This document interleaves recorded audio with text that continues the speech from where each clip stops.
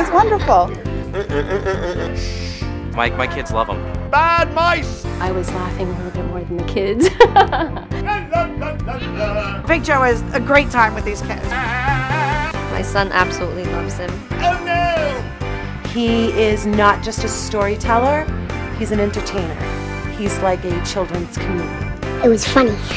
Big Joe is awesome. He's just so funny.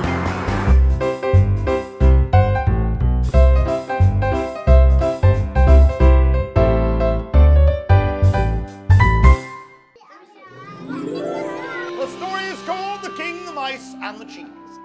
Once upon a time, there was a king who loved to eat cheese.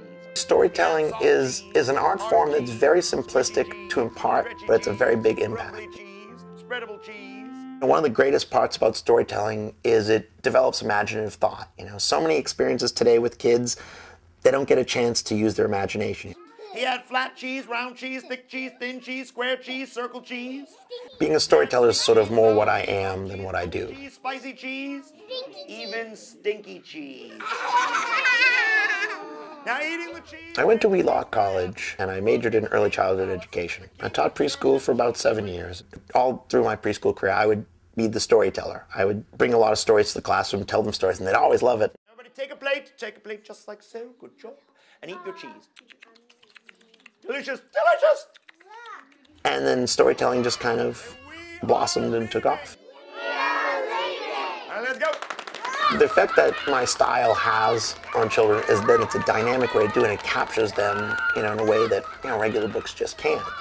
The king said, oh no, we have dogs. Dogs in my kingdom. What are we going to do about the dogs? The advisor said, don't panic. To get rid of the dogs, you need to find an animal to chase the dogs away. What can chase away a dog? Lion? Lion. Very good. He said, lion. Bring in lions. And storytelling helps to foster listening skills.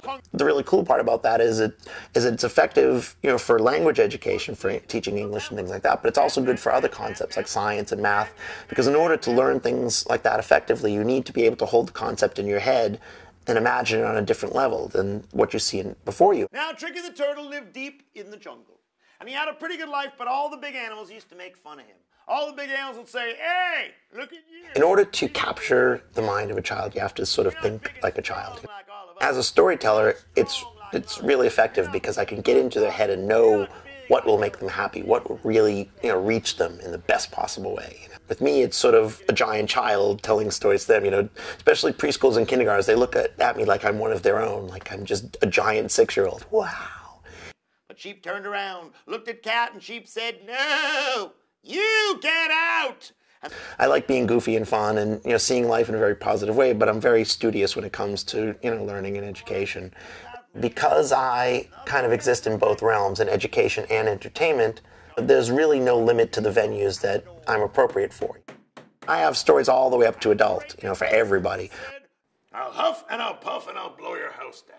If I make a difference in a child's life, if I encourage them to read, to me that's the best feeling in the world. I mean, that's what I really want, to, you know, turn people on to the magic of storytelling. It's such a powerful kind of a thing. You know? And everybody give yourself a big hand like that. You got to